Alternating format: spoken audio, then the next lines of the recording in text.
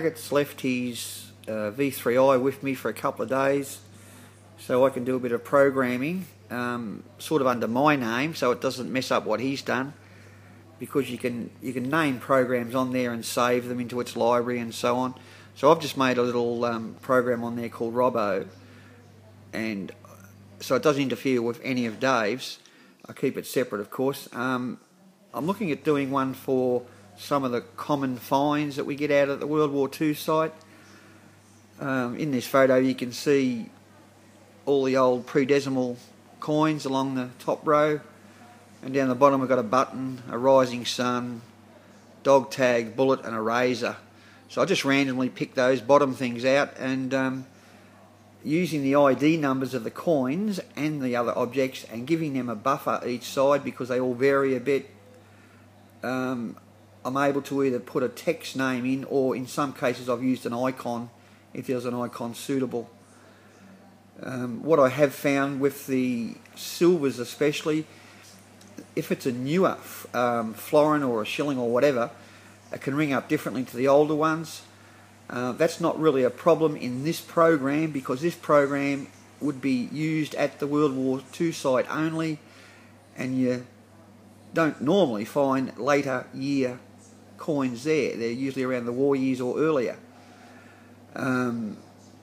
Same goes for pennies and halfpennies, I guess. Everything else seems to be okay. Of course it needs to be put into the ground and tested again. This is just doing it in the air, but it gives you an idea what the machine can do. I'll show you on the screen. Okay, I'll wave all these targets over the coil to show you what happens.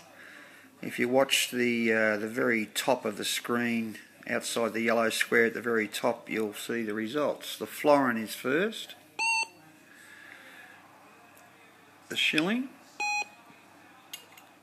sixpence, 3 pence, 1 penny, halfpenny.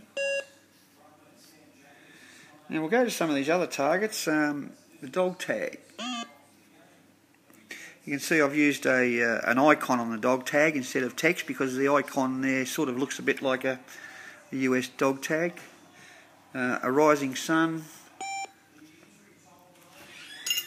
a bullet, also used a bullet icon on that one, and last of all the razor. Now of course there's room for error, but it gives a pretty good guide and it seems to be working okay. I've left numbers in plus and minus on either side of it, so it covers. Even if you put the coin on an angle slightly or whatever, of course it's going to make a difference in the ground. I need to bury all these objects out there in the ground, and that's what I'll end up doing before I finalise this program. But it's pretty clever how it all works.